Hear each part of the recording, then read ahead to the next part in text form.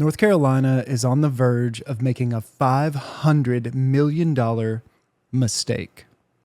I know this guy might look relatively unimpressive for a fish, but it is actually worth $500 million to the North Carolina economy every single year. And the success or failure of the upcoming decisions of the state of North Carolina in regard to this fish is going to affect millions of people. Okay, you might be asking yourself, it's a fish. Why is it so important? And what does it have to do with me? It's sort of a different topic, but we have to look at flounder. Flounder was previously a $250 million boom to the coastal economy of North Carolina. And management decisions for flounder in the last 20 years have resulted in the loss of that $250 million.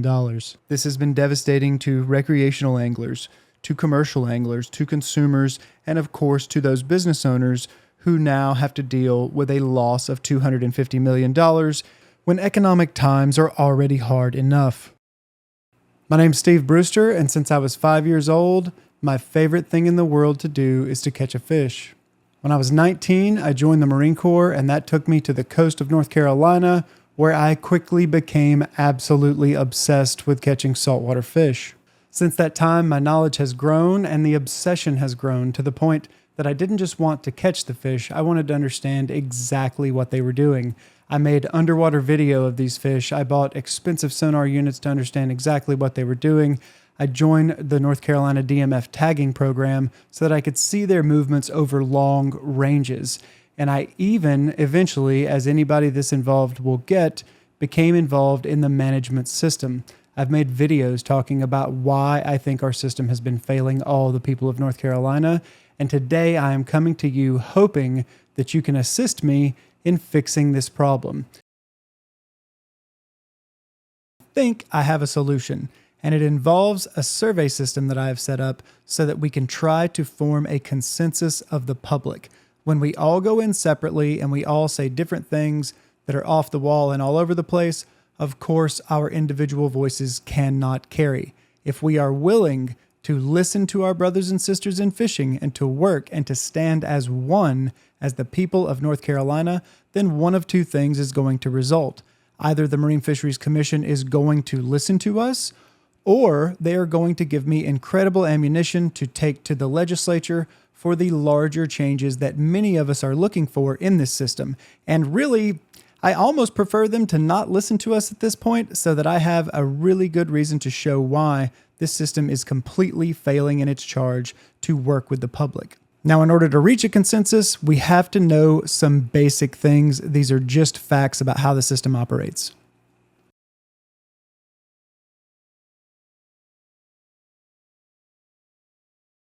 So the first thing we have to talk about is the Department of Marine Fisheries. These are scientists, specifically biologists, and their job is to monitor the fish stocks and make recommendations to the Marine Fisheries Commission. It is critically important to note here that the DMF is not in charge of management decisions. They simply go out and gather the data and present that to the Marine Fisheries Commission when it meets certain criteria that require us to lower our catch. And in the case of speckled trout, it has currently met the criteria known as overfishing is occurring. Overfishing is occurring versus overfished. So let's imagine this is all the fish in North Carolina right now. Over time, the population is naturally going to expand and contract, whether that's from fishing removals, natural predation, cold kill being an absolutely massive one for speckled trout. The population is going to grow and it is going to shrink. Currently, what DMF is telling us, and this is as of 2019, it's important to note this, there are actually more trout in the population than there have been in a very long time. So this top chart here, this blue line, is basically telling us the removals, the rate at which fish are being removed from the stock, and the bottom line is how many fish are actually in the population. And as you can see, they correlate to each other very, very well. The mortality, the rate of removals drops, and the actual population goes up. So what DMF is telling us right now is that the stock is actually in relatively good shape. So the stock is in great shape, but you can only remove so many fish before the fish left cannot replace those higher numbers and keep the stock where it is currently at. So what division is telling us is if we want to keep the stock where it is at, then we have to change our removals. Let's assume that the DMF data is wrong and that we don't actually need to slow down our harvest rate. The ultimate result of catching less fish is going to be too many fish, which is an interesting concept because if there are more fish available, then on those trips where maybe you didn't catch your full limit, or maybe you caught 20 fish, you might now catch 30 fish or actually catch your limit on that trip. So there's a good chance that when we cut back, we actually end up recouping those fish anyway. And the worst case scenario is that the fishing simply gets better. On the other hand, let's assume that the DMF data is correct. If the DMF is correct and we continue to catch as many fish, if we do not make the reduction, then the ultimate result is a stock collapse. There is actually a third option. Nobody ever wants to hear it, but what if the science is wrong and the DMF thinks that there are more fish than there actually are? I have never heard anyone think that their science is wrong in this way, but it is a possible third outcome. And of course, this would just mean that the stock is actually in worse shape than what they're saying. And if the DMF, from a state employee standpoint, if the DMF has any motive to do anything that's truly shady and just dereliction of their job, in my experience with government employees, it would be to lie in that way and to say that the stock is actually in better shape.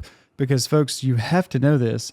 Every time a DMF employee comes forward and says that overfishing is occurring or the stock is overfished, it creates a ridiculous workload. So there's not really a very high motivation from the DMF to do this.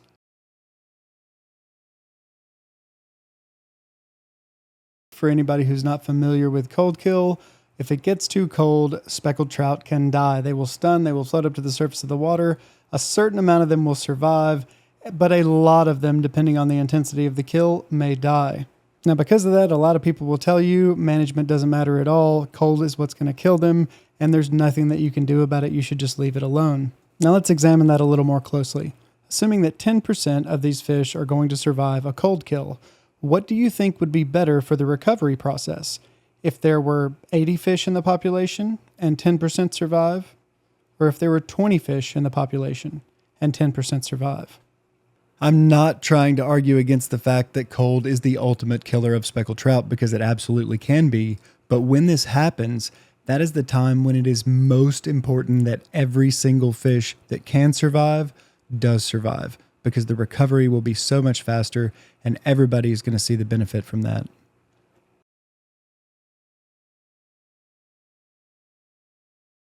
So the charts that you see in front of you are numbers from the commercial fishery. As you can see here, we show about 700 people participating in the commercial speckled trout fishery.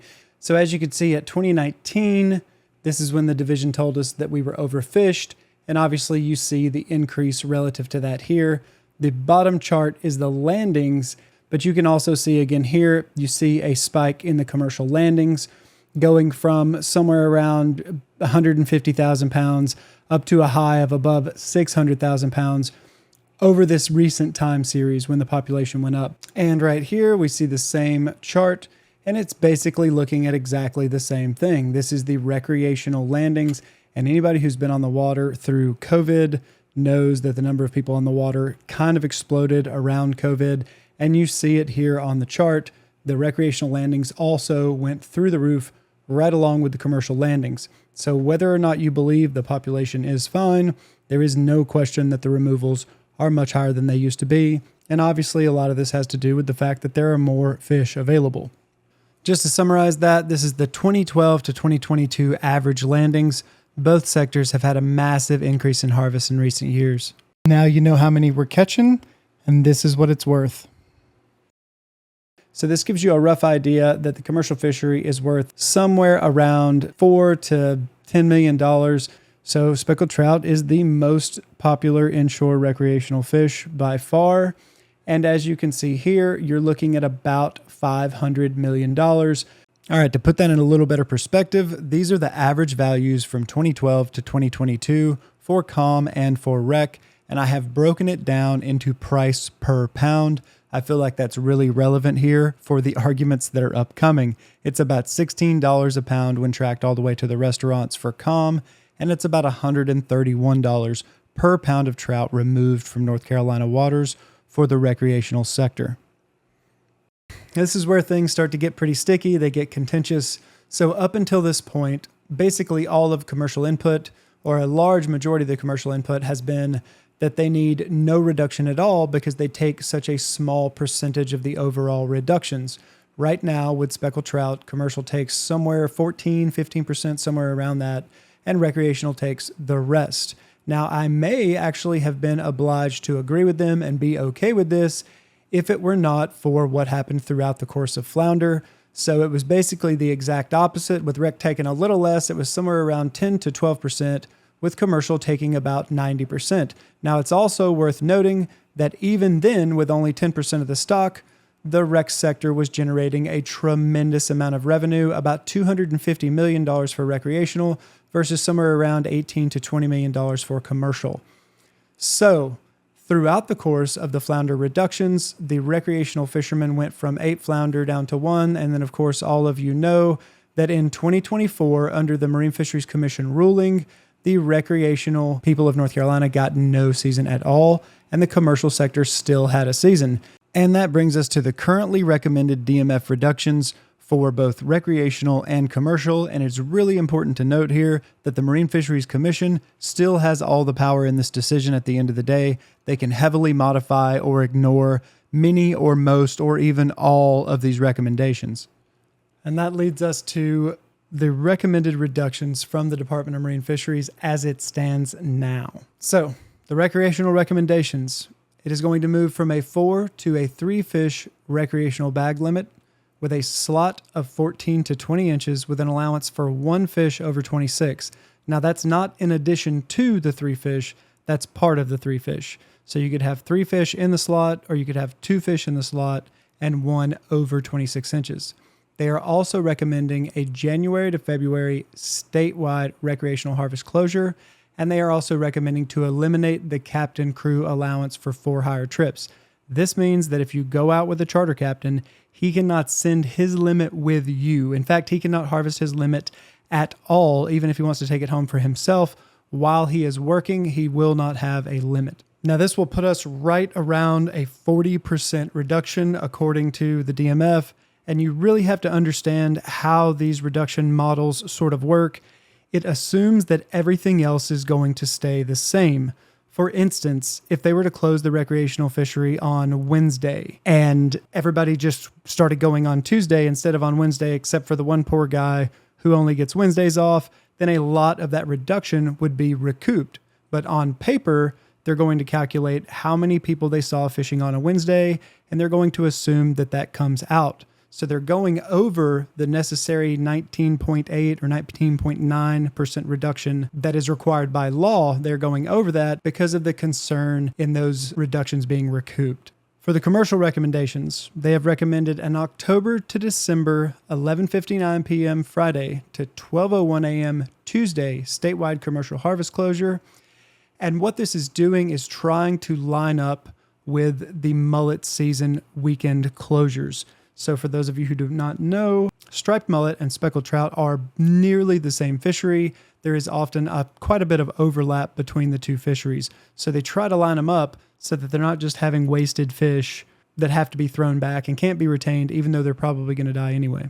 They are also recommending a January to February statewide commercial harvest closure. And these two reductions also put them on paper somewhere in the 40% range. Now there's something that's not listed here that is of great importance and is of great concern to the recreational community. So having a slot of 14 to 20 means that we put any fish over 20 inches that's under 26 back.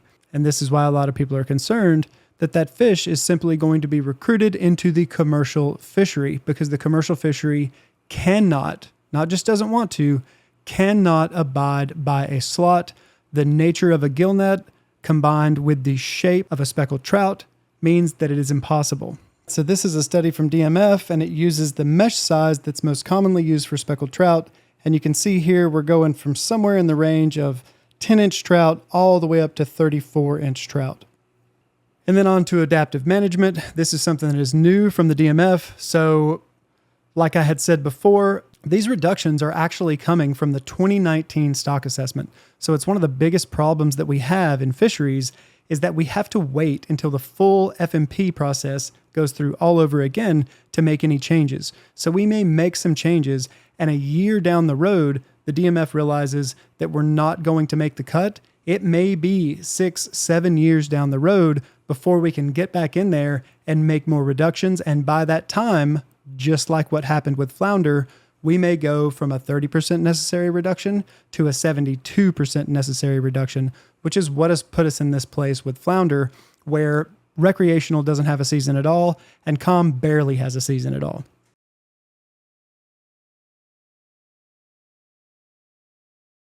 All right, this is the original Speckled Trout AC recommendation that I sat on. We had support. This was just a recreational measure, obviously, but we had support from the commercial guys too. They like the sound of this. It's a 16-20 with 1/26. It allows the 4-fish bag to stay the same, and it has no season closure. I can't remember the exact number, but I believe it was 32 or 33% reduction that this would achieve. We're going to be releasing our big fish, but the commercial fishery can't reasonably support a slot. We're worried that the big fish are going to wind up in the mesh, and it's just going to increase the commercial harvest. And I don't want to give something up if it just means handing it to somebody else. Doesn't make any sense, right? So we had an idea about a commercial quota. If you remember back earlier in the video, between 2012 and 2022, the commercial fishery of North Carolina averaged 365,000 pounds of speckled trout. So this actually only comes out over the 10-year time series. It only comes out to a 4.11% weight reduction over those years. Now, obviously, right now, this is going to be closer to a 40 to 50% reduction at the moment, but on the whole, it protects the commercial fishery. It would give them probably the stability that they're looking for, and it also ensures the recreational community that our worries are not going to come to fruition by the commercial fishery just expanding and expanding further into speckled trout. Now, obviously, this is an insanely good deal for commercial. On the whole, barely making any reduction at all, so we would still be requesting the January-February closure when those fish are so concentrated and so susceptible to harvest. All right, this is just another thing I'm going to throw out there. This is all of the commercially harvested speckled trout from Virginia to Texas. That's every place in the country that has a speckled trout, and North Carolina accounts for 74.4% of all those fish. So at the meeting, when you hear somebody say the people of North Carolina want more of these fish, that is absolutely not the case. All of these fish are not being consumed in North Carolina. That is a massive misconception. These fish will go to whoever pays the most money for these fish. All right, so this isn't really a full solution, but the MFC chairman, Sammy Corbett, who is a commercial fisherman, had mentioned maybe having some support for a slot that was equivalent across both sectors. This is not a full solution. It's just a little piece, and I think it's going to end very badly because the DMF is going to say it's impossible. And it's worth noting that every single commercial fisherman I have spoken to about this also says that it's impossible. They say the nets are going to be there anyway, and the fish are going to die no matter what.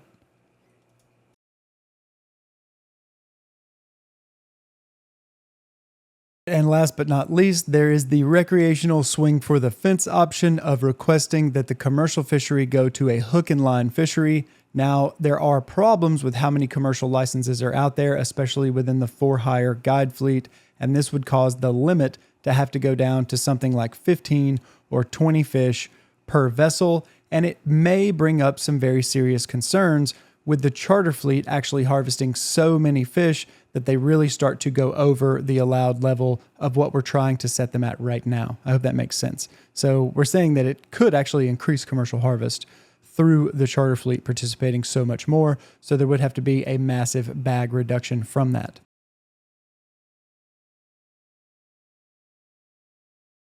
We all have a big decision to make, but I am more than happy to trust all of you and to move together with the majority of the people of North Carolina. This is our state. These are our fish. They do in fact belong to everybody, and we should absolutely have far more of a voice in this system than we do.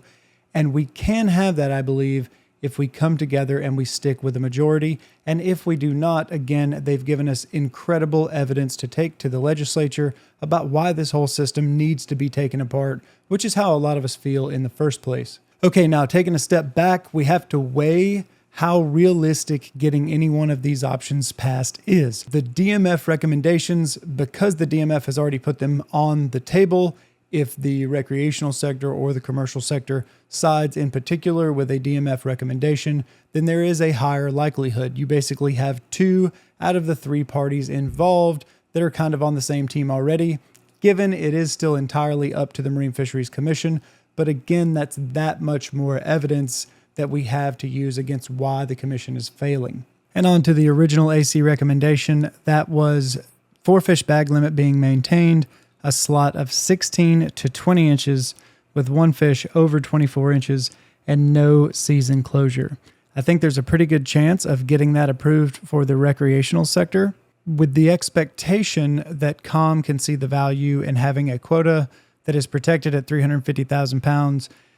Any day now, there will likely be a cold kill, and they will still have basically no reduction put on them that doesn't really follow them. But that seems to make a lot of the recreational sector pretty happy because they know that COM is not going to continue to expand into that fishery further. And on to the swing for the fence, ask for hook and line. You will immediately lose all 3 of the commercial sector votes, more than likely. So the result of going to hook and line is going to be that a lot of these fishermen simply will not be able to execute the trout fishery anymore. So the hook and line is a big swing. You would need to move one of the commission members in particular, and that would be the at-large seat Sarah Gardner. So we would need to target her very specifically, asking why she thinks that the at-large vote would not be in favor of recreational value. Many, many times in the past, we have made decisions based off the value of a fishery, and the value is 8 times roughly. I remember that number off the chart there, roughly 8 times what it is per pound of removal. It's really important to note that in the past, Sarah, even though she is a charter captain, has voted basically across the board with commercial interests. So we may be able to pressure her enough to swing her vote or to force her to at least give us an explanation of why she sides with commercial, but even forcing her to give an explanation doesn't really guarantee any kind of success.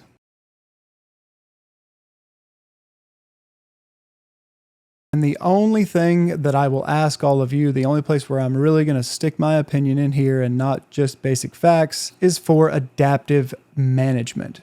Now, one thing we can all agree on, we have not done this well. Since the 1997 Fisheries Reform Act, every single fish that has been managed under the FRA eventually just declines more and more and more. And this is something new. If we're going to wind up back in the same room again in 5 or 6 or 7 years anyway, then why would we not want to be able to address it more quickly and not let that greater reduction wind up being on us?